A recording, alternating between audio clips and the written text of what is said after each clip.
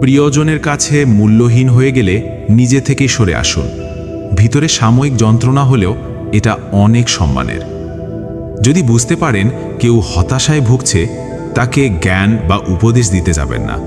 সে কি বলতে চায় সেটা শুনুন। এই সময় মানুষ উপদেশ শুনতে চায় না, সে চায় আগে তার ভেতরের কথাগুলো কেউ মন দিয়ে শুনুক। কাউকে অকারণে কষ্ট দেবেন না।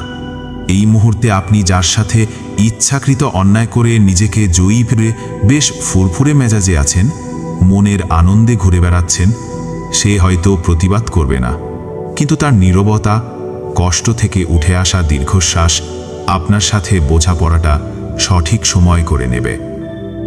অন্যের চোখে ভালো সাজার জন্য নিজের ভালো লাগাগুলো বিসর্জন দেবেন না। যে আপনাকে আপনার মতো করে গ্রহণ করতে পারে না, তার কাছে গ্রহণযোগ্য হওয়ার চেয়ে একা থাকাই ভালো। যা হাতছাড়া হয়ে গেছে তা নিয়ে কখনো আফসোস করবেন না।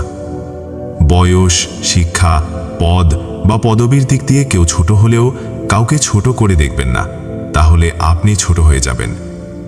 নিজের অবস্থান নিয়ে বাড়াবাড়ি রকমের আত্মবিশ্বাসী বা অহংকারী হবেন না, কারণ সময় যখন বদলায় উত্তাল সাগরও শুকিয়ে মরুভূমি হয়ে যায়। সমালোচনাকারীদের সঙ্গে যুদ্ধ করে নিজের সময় ও শক্তির অপচয় করবেন না। নিজেকে উন্নত করুন, তারা এমনিতেই চুপ হয়ে যাবে। গাধার সাথে তর্ক করতে বা গাধাকে কিছু শেখাতে যাবেন না। গাধার পেটে ঐশী কিতাব চাপালেও গাধা গাধাই থাকে।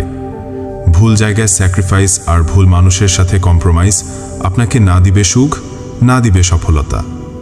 আপনাকে ডুবানোর ইচ্ছা নিয়ে কিছু লোক বসে আছে, যাদেরকে সাঁতারটা আপনিই শিখিয়েছিলেন। মানুষ সিংহের প্রশংসা করে, কিন্তু আসলে গাধাকেই পছন্দ করে। পরের ক্ষতি করার নেশা যদি কাউকে একবার পেয়ে বসে, নিজের অস্তিত্ব ধ্বংস না হওয়া পর্যন্ত তার হুঁশ ফেরে না। জীবন মানেই জিপিএ 5 কিংবা ভালো বেতনের চাকরি নয়।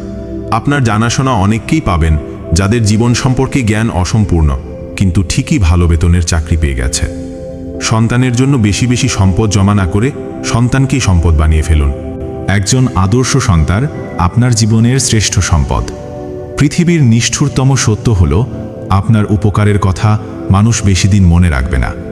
কার কাছে আপনি কতদিন গুরুত্ব পাবেন সেটা নির্ভর করবে কার জন্য কতদিন কিছু একটা করার সামর্থ্য আপনার আছে তার উপর। কিছু মানুষ আপনাকে এমনিতেই পছন্দ করবেন না। করবে না মানে করবেই না। না আপনি তাদের সাথে দুর্ব্যবহার করছেন, না তাদের কষ্ট দিয়েছেন, না তাদের ক্ষতি করেছেন, তবুও তারা আপনাকে পছন্দ করবে না। এখন এই পছন্দ করা ব্যাপারটা তৈরি করার জন্য আপনার ঠেকা পড়েনি।